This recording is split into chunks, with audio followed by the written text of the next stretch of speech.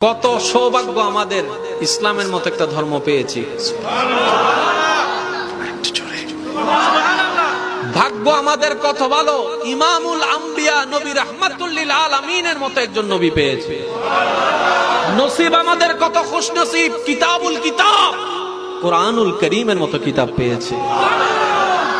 আমরা চতুর্দিকে সৌভাগ্যবান। এবার আসুন একটু মনোযোগ।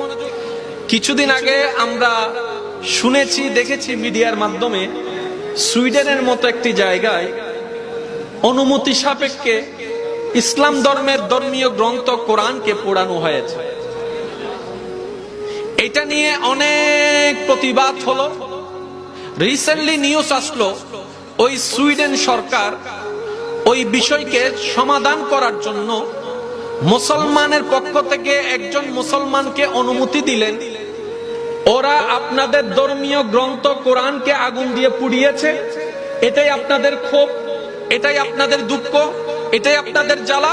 ঠিক আছে, আমরা সুইডেন সরকার আপনাদেরকে একটু সুযোগ দিলাম, আপনাদের পক্ষ থেকে যে কোনো একজন মুসলমানকে আমরা অনুমতি দিলাম, ওই মুসলমান জনসম্মুখে এসে সবার সামনে, মিডিয়ার সামনে, পুলিশের সামনে, সবার সামনে ওই ব্যক্তিদের ধর্মীয় গ্রন্থ পোড়ানোর অনুমতি আমরা দিলাম।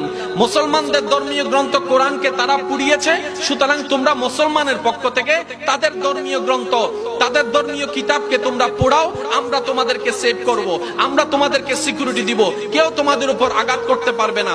সবকিছু প্রস্তুতি হয়ে গেল। এই রিসেন্টলি নিউজ আপনাদের সকলেরই জানা আছে, শুধু আমি একটু স্মরণ করিয়ে দেওয়ার জন্য বলার চেষ্টা করছি। যখন এই প্রস্তুতি করা হলো, মিডিয়া প্রস্তুত হলো, আর্মি প্রস্তুত হলো, পুলিশ প্রস্তুত হলো, প্রশাসন প্রস্তুত হলো, সরকার মহল প্রস্তুত হলো, সবাই আসলো। কি ঘটে আজকে একটু দেখতে চাই।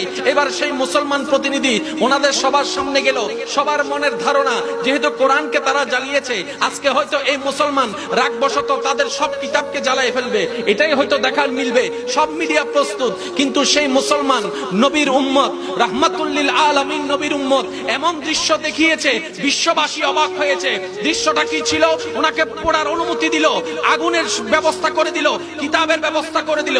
উনি সেই কিতাব তো পোড়া দূরের কথা, বরং সেই কিতাবে আগুন পর্যন্ত লাগাই নাই, কোরআনের মধ্যে একটা ফুল দিয়ে দেখিয়ে দিয়েছেন ইসলাম শান্তির ধর্ম। বলেন সুবহান।